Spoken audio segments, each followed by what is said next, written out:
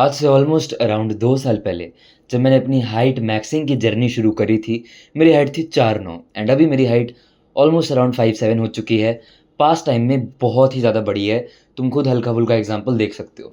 But एक गलती जो कि मैंने ये करी कि मैंने ये जानने की कोशिश करी कि ऐसी क्या चीज़ें हैं जिससे मेरी हाइट बढ़ जाने वाली है, इंस्टेड ऑफ पहले उन चीज़ों को हटाने के जो चीज़ें मेरी हाइट रोक रही थी। नहीं तो फिर वही बात हो गई, एक कदम तुम आगे चल रहे हो, एक कदम तुम पीछे चल रहे हो एंड रहने तुम सेम जगह पे ही वाले हो। इसीलिए सबसे पहली जो मिस्टेक मैं तुम्हें बताने वाला हूँ, that is late night addictions.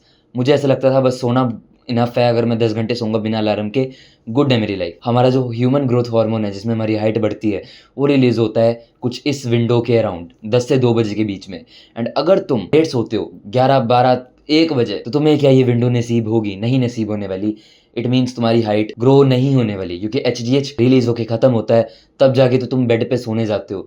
तो ये बिल्कुल भी मत करो, अभी टीनेज के ईयर्स में लेट सोने की आदतें मत डालो एंड जितना जल्दी हो सकता है उतना जल्दी बेड पे सोने चले जाओ, 9-10 बजे ही।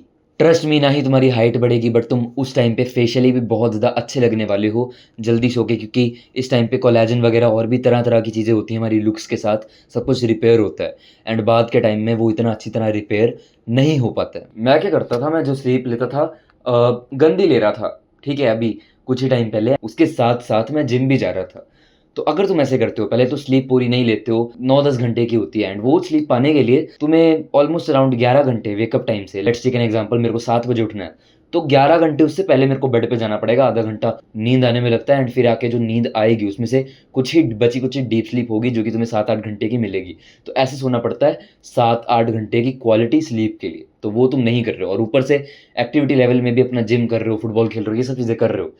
वो एक तरह का तुम्हारी बॉडी को स्ट्रेस देने वाली है एंड ऊपर से अगर तुम न्यूट्रिशन अच्छा नहीं ले रहे हो, तो लैक ऑफ न्यूट्रिशन प्लस ये जो स्ट्रेस आएगा, तुम स्लीप ले नहीं रहे हो, रिकवरी हो नहीं रही है, होगा क्या? तुम्हारी हाइट बढ़ने ही नहीं वाली है, या जितनी बढ़नी होगी उससे तो कम ही बढ़ेगी। तो मेक श्योर करना तुम ये अगली मेरी बताई गई गलती ना कर रहे हो। अगली गलती जो कि मैं देखता हूँ मेजर बंदे करते हैं, पहले तो वो लोग प्रोटीन नहीं ले रहे होते हैं एंड अगर तुम्हें ये नॉलेज है कि प्रोटीन लेना बहुत ज़्यादा ज़रूरी है, वेरी गुड।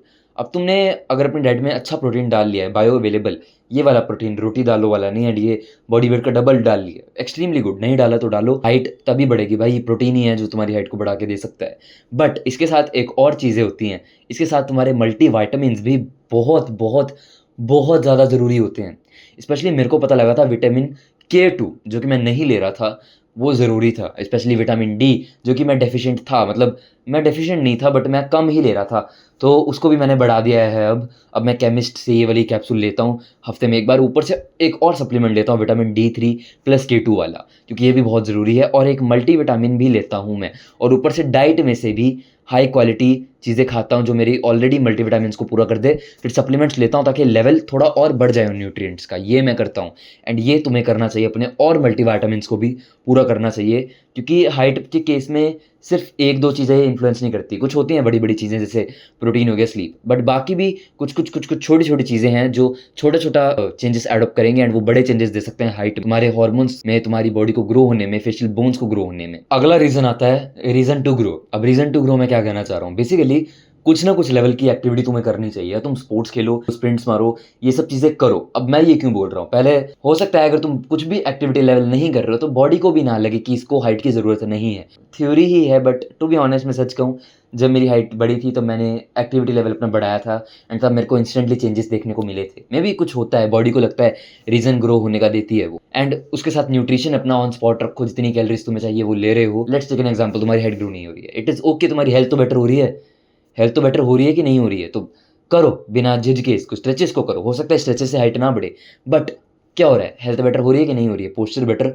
हो रहा है कि नहीं हो रहा है। ओरिजिनलिटी ऑफ फूड, अब अगर बाय एनी चांस तुम शहर में रहते हो मेरी तरह, तो फूड ओरिजिनल होना बहुत ज़रूरी है। हो सकता है तुम बहुत प्यारी डाइट ले रहे हो, तुम 1.5 2-2 लीटर दिन का दूध पी रहे हो, पनीर खा रहे हो, बट मेरे भाई क्या वो पनीर असली है?